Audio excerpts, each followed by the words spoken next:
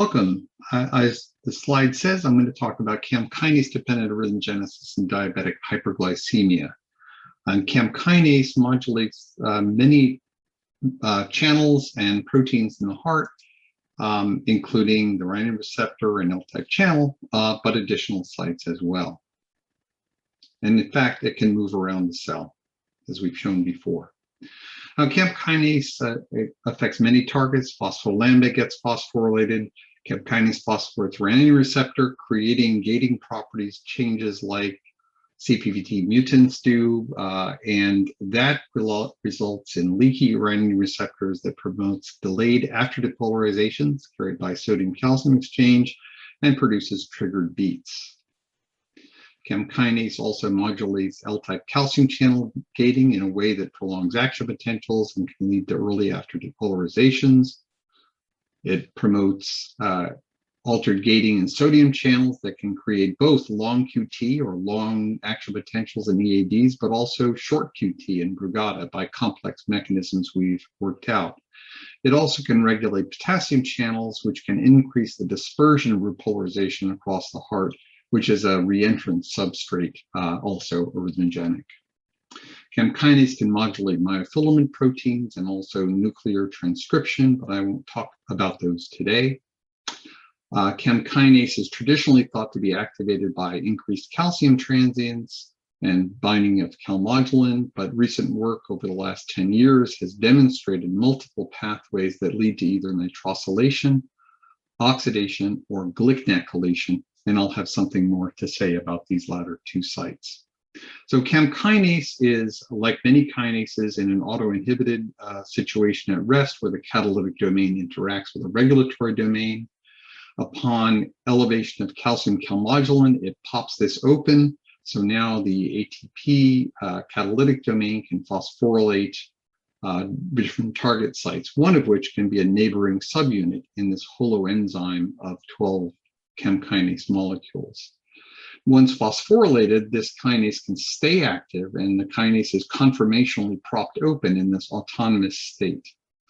Now, in addition to phosphorylation, we and others have discovered in the last several years 3 other sites that are post-translationally modified and create a similar phenotype. We've generated sensors, CaMKII sensors that have a CFP and YFP. So there's high fret when it's in this closed conformation, fret goes down.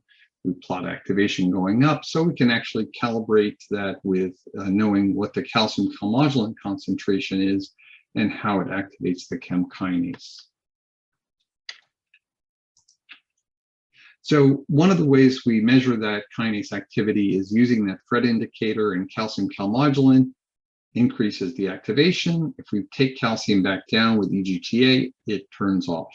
If during the time the calcium was high here, we have ATP or peroxide present, it promotes this autonomous state where even though calcium is gone, the enzyme stays active.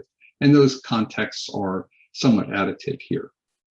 We've also made different versions of this with mutations in the phosphorylation site or in the oxidation sites, and they work just as expected in terms of having no activation by phosphorylation here and no activation by oxidation here, and of course less total activity there. So Leticia Pereira was a postdoc in the lab who noticed that exposing cardiac myocytes to high glucose activated calcium spark activity. Jeff Erickson, who identified all these post-translational modifications, said, well, I wonder if that activates CAM kinase, since we knew that sparks were activated by CAM kinase activation. So just elevating glucose concentration outside the cells produced an increase in the CAM kinase enzyme activity in phosphorylating targets, and that was even bolstered further by isoproterenol. Now, about this time then, Jerry Hart had been building this library of glycnacylated proteins. That is, serines and threonines are targets for this O-glycnacylation. And that's carried out by a single enzyme, is O-glycnac transferase, and a glycnicase, which takes it off. Now, conveniently for us, there are inhibitors for both of these directions, putting it on by Don, not me. but a compound, and thiamate G, which is a very specific inhibitor of the glycnicase. And when we looked at this with DON, inhibiting glycnication turned off the effect of high glucose completely on the CaMKII activation. And by inhibiting the deglycnacylation with thiamate G, we found that it promoted this effect of high glucose on CaMKII activation. So we had done the same kind of experiment I showed before, and we found that high glucose seemed to work by this autonomous activation mechanism. So we were lucky in choosing to start by looking for sites in this important regulatory domain and identified this one serine here at 280, and ablation of that by making an alanine abolished that activating effect of high glucose. We also looked at human hearts and brains in diabetic patients. In the human hearts, those were also patients with heart failure, and also rat hearts and brains from a well-controlled diabetes model. And you can see that there's upregulation of that glycnacylation in all of these cases.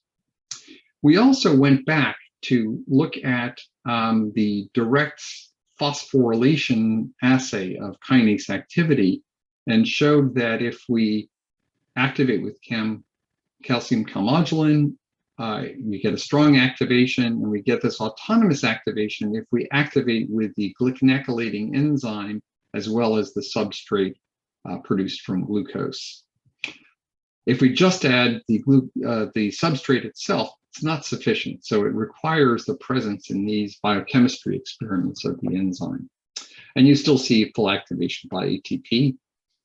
And if you then use the mutant which has that site ablated, the GLICNAC site, you see that you no longer see the UDP GLICNAC effect, but you still see the full ATP effect, and vice versa. If you mutate the phosphorylation site, it wipes out the ATP effect.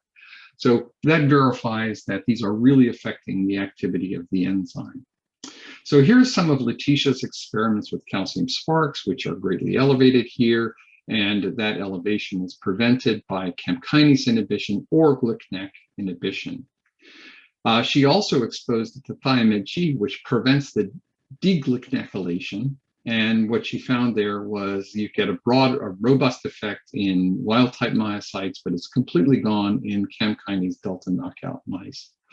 So we knew that this was requiring CaMKII glycnacylation, and it was producing these sparks, so involving the ranitidine receptor, and we looked at whether that was able to influence arrhythmias.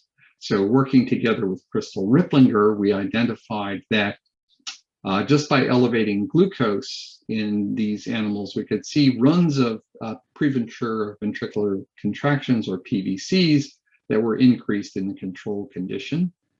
And those were ablated when we either inhibited glycnacylation or CaMKII. And in the optical mapping setup, you can see the telltale sign that at this spot here, calcium rose before the action potential did in black. So that's classic of a calcium-triggered action potential. We also looked in an intact diabetic rat model, and the use of DON to inhibit glycnacylation also suppressed the arrhythmia activity. So it appears that this is a new pathway by which high glucose can promote glycnacylation of CaMKII, resulting in hyperactivity of ranitidine receptors in a way that causes arrhythmias. And that may have consequences in diabetic neuropathies as well, which have not fully been explored. Now, high glucose also had been suggested to activate ROS production by a CaMKII-dependent mechanism, but how was not known.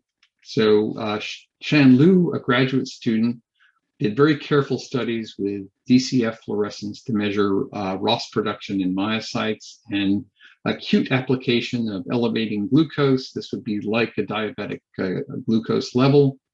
I see an increase in slope here, an increase in ROS production. So the increase in slope upon the application of high glucose is about 40%, and that's typical in these wild type cells. And that effect is completely blocked by CaMKII inhibition with KN93 or GLICNAC inhibition with OSMI1, a more specific inhibitor than DON.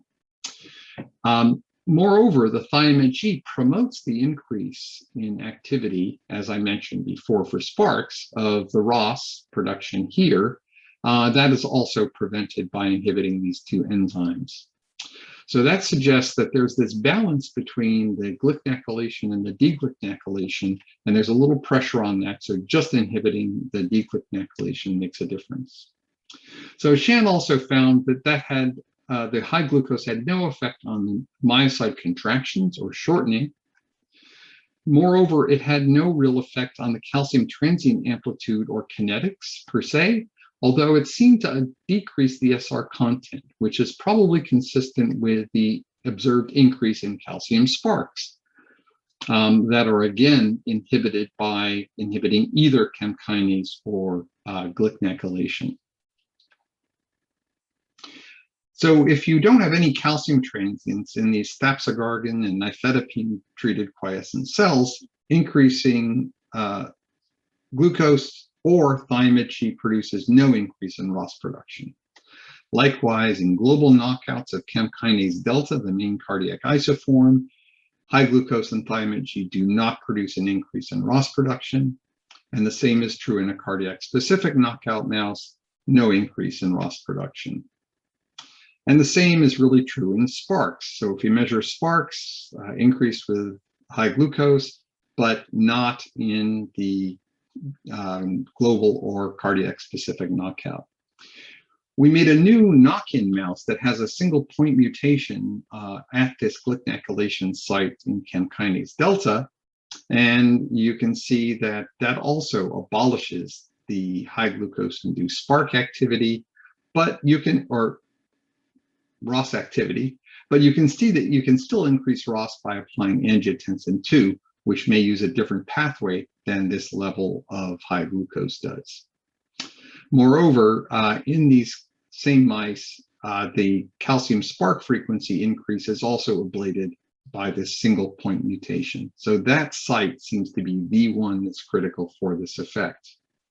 We also did the same kind of experiments in another knock-in mouse where these two oxidated sites can't be oxidized. That's the MMDV mouse.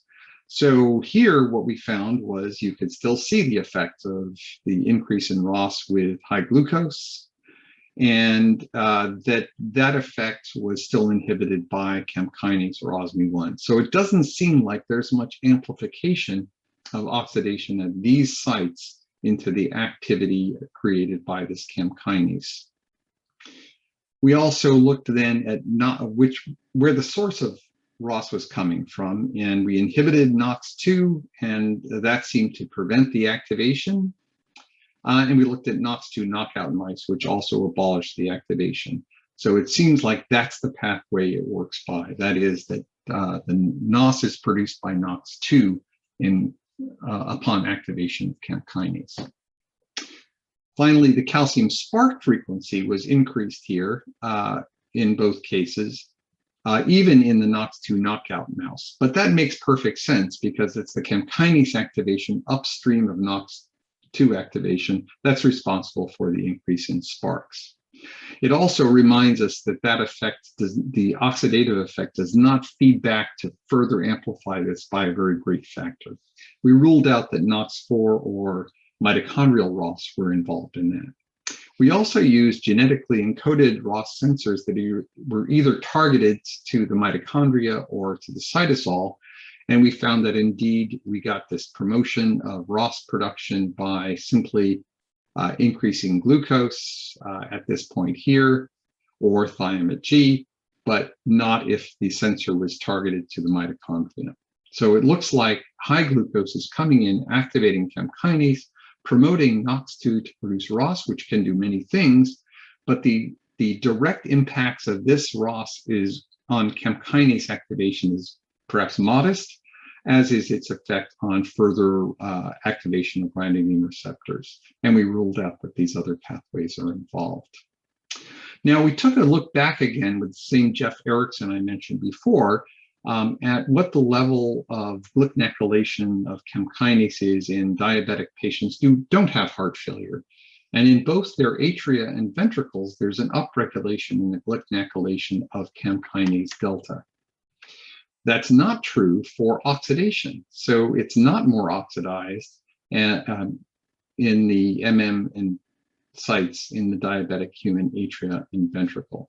So it looks like in diabetes, it's really the glycnacylation that tends to activate CAM kinase rather than oxidation per se. So we made this knock-in mouse. Fair to say, no real baseline phenotype in the usual places we would look, and the CAM kinase overall expression is normal. And that was done by those two postdocs, that, Ben and Chris Coe. And like the wild type, in the CAM kinase cardiac specific knockout or our new knock-in mouse, calcium transient amplitudes were not really changed significantly. And that is true for the calcium decays, but there is a little bit of decrease in SR calcium content. Now, if we looked at calcium sparks in these three mouse types with the acute application of high glucose, you see there's a big increase in sparks here, but not so much in either of these knockouts. And if we take a closer look at this and correct for SR load, you can see that in the wild type, we get a big increase. That's completely gone in the cardiac specific knockout or in our single amino acid mutation in these knock-in mice here.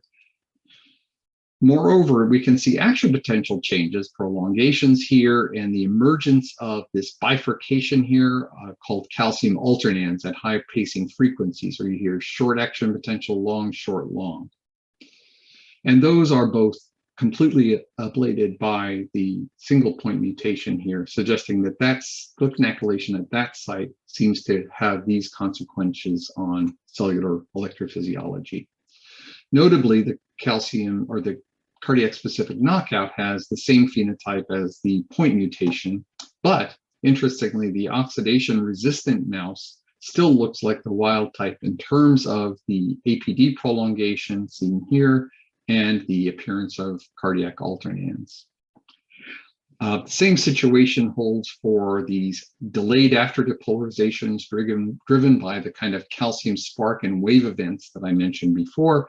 They're promoted by high glucose, and that promotion is ablated in this knock-in mouse, both at the DAD and spontaneous action potential level.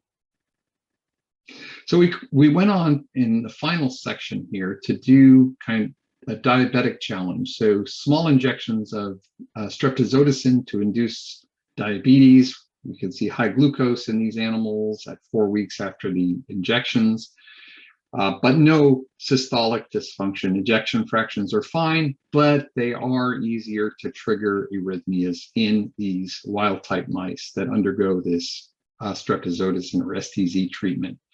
However, the CAM kinase delta knockout mice did not show such increase in arrhythmias.